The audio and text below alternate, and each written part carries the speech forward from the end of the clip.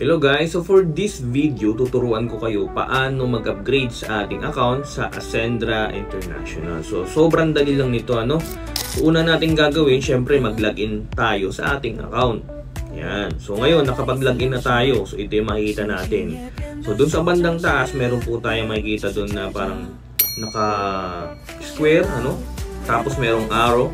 Yan, nakalapit ng bell. So, click natin yun, yung mismong kulay orange din, Click natin yun.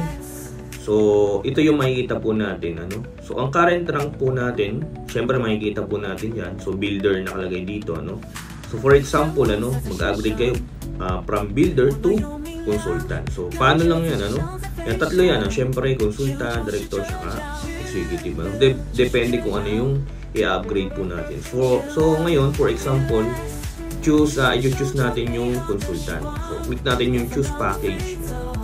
So, baba, Then, nakalagay dyan package selected.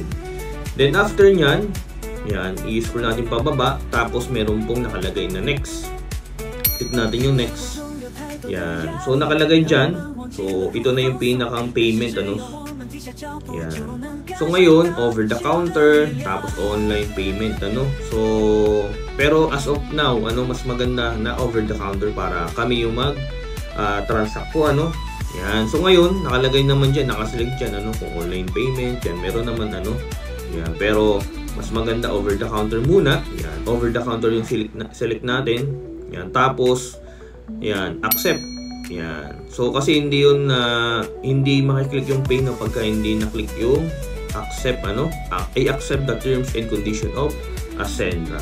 So, ganun lang kadali. Tapos, pagka okay na po yan, pay now, So, make sure lang po na over the counter yung isi-select po natin para matransact po natin or namin sa office. So, ganun lang po kadali, So, pagka-click po ng pay now, so naka-pending yan.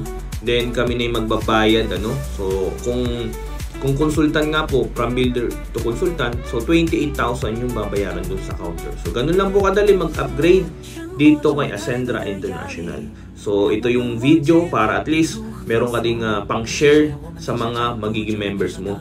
If ever na mag-upgrade po sila sa future, And then yung mga current na member mo. So, yun lang po and God bless.